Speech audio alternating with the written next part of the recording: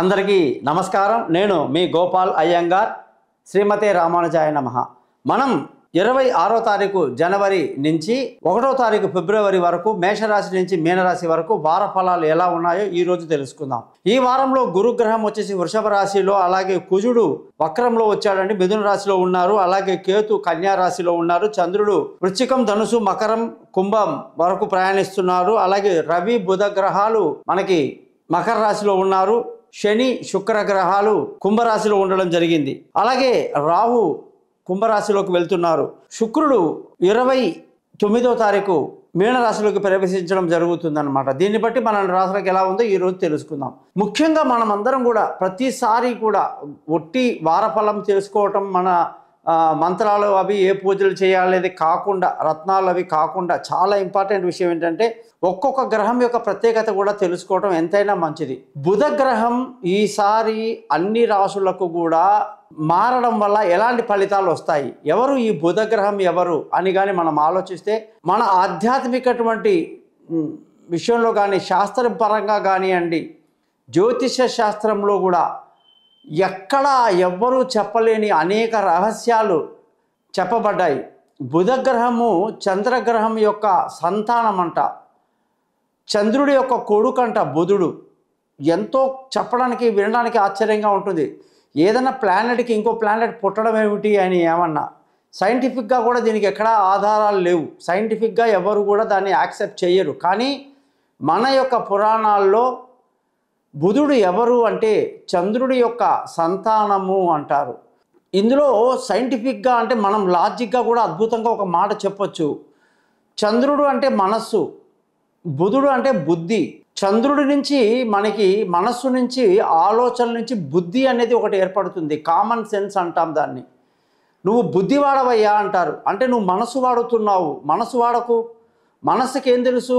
స్పాట్లో రిప్లై ఇచ్చేస్తుంది. అది నువ్వు తిడితే అది తిట్టేస్తుంది, నువ్వు కొడితే అది కొట్టేస్తుంది, అది నువ్వేం చెప్తే అది రిప్లై. మనసుకు ఎటువంటి విచక్షణ జ్ఞానం ఉండదు.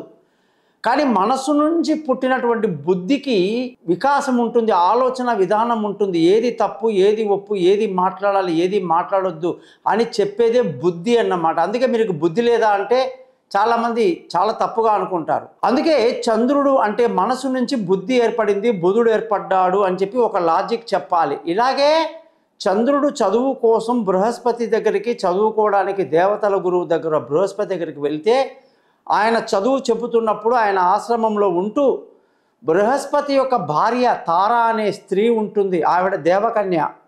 ఆవిడ గురువు నిరాధారణకు గురవుతుంది. గురువు ఆమెను పట్టించుకోడు. యవ్వనంలో ఉన్నటువంటి తారకి కోరికలు ఎక్కువ ఉంటాయి. అలా ఆ విషయాన్ని గ్రహించినటువంటి విద్యార్థిగా వచ్చిన చంద్రుడు తార మీద మనసు పడి తారను తీసుకొని వెళ్ళిపోతాడట. వెళ్ళి ఏదో గ్రహమండలంలో కాపురం పెట్టేస్తాడు. వాళ్లకు సంతానం కలుగుతుందన్నమాట. ఆ సంతానమే బుధుడు.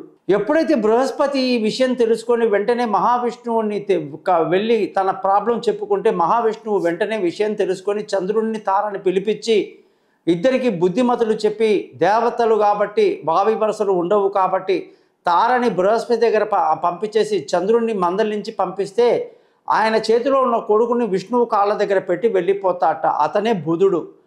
ఆ విధంగా ఆ బుధుడికి ఆధిపత్యం వహించేది మహావిష్ణువే పెంచుకుంటాడు. కాబట్టి బుధగ్రహం కొరకు అందరూ మహావిష్ణువును సేవిస్తారన్నమాట. ఇది బుధగ్రహం యొక్క చరిత్ర. ఈసారి బుధుడు మకర రాశిలోకి వచ్చి 12 రాశులకు ఏం చేస్తాడో మనం తెలుసుకుందాం.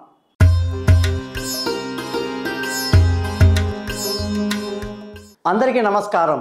మిథున రాశి వాళ్ళందరికీ 26వ తారీఖు జనవరి నుంచి 1వ తారీఖు ఫిబ్రవరి వరకు వారఫలంలో చూస్తే, ఈ వారంలో బుధుడు అష్టమంలోకి రావటం జరిగింది. అష్టమ బుధుడు అనేక కష్టాలు ఇచ్చే అవకాశాలు లేకపోలేదు. కాబట్టి మిథున రాశి వాళ్ళందరూ రోజు బుధ మంత్రాన్ని 17 సార్లు చదువుతూ విష్ణు సహస్రనామాన్ని పఠించడం చాలా మంచిది. చికాకులు ఉంటాయి, అనుకున్నవి అనుకున్నట్టు జరగక కొన్ని ఇబ్బందులు ఉంటాయి. ఆరోగ్యం పట్ల శ్రద్ధ వహించాలి. వాహనాలు నడిపేటప్పుడు జాగ్రత్తగా ఉండాలి. చెప్పుడు మాటలు విని లేనిపోని ఇబ్బందులకి తెచ్చుకోకూడదు. ధన ఆదాయం మా బుధవారం నుంచి చాలా బాగుంది. కుటుంబ సంతోషం బాగుంటుంది. పిల్లల చదువులో డెవలప్మెంట్ కనిపిస్తున్నాయి. విలువైన వస్తువులు, భూములు, ఇల్లు, వాహనాలు ఏదైనా సరే కొనాలంటే బుధగ్రహము అష్టమంలో ఉండడం వల్ల నష్టానికి బాగా అవకాశాలు ఉంటాయి. పొరపాటున కూడా ఇప్పుడు విపరీతంగా ధనం ఖర్చు చేయటం మంచిది కాదు.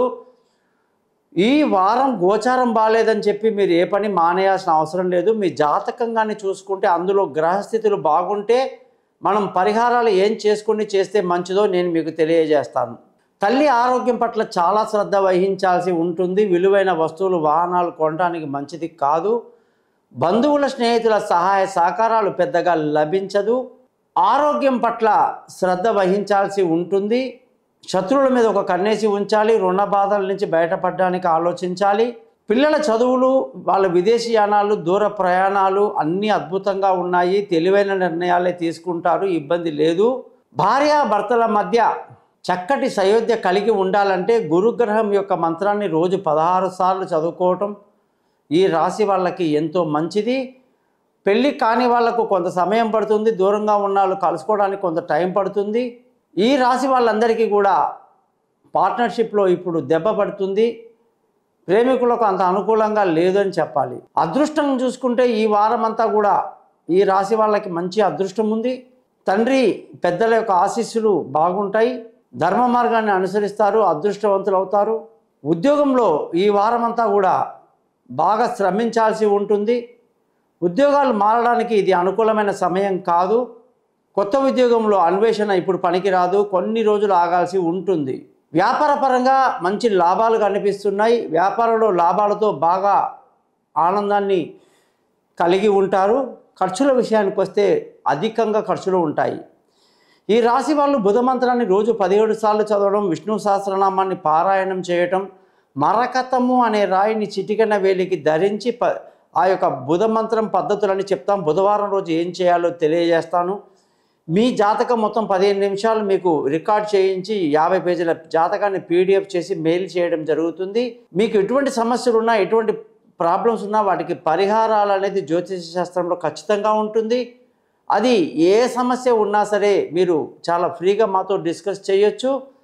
అలాగే ఆ దశలు ఏం జరుగుతుంది, అందులో అంతర్దశ ఏంటి, భుక్తి ఏమిటి, ఏ టైం తర్వాత ఏ టైం బాగుంటుంది, ఏ టైం బాగుండదన్న విషయాలన్నీ కూడా మనం చాలా నిదానంగా డిస్కస్ చేయొచ్చు. కంగారేం లేదు.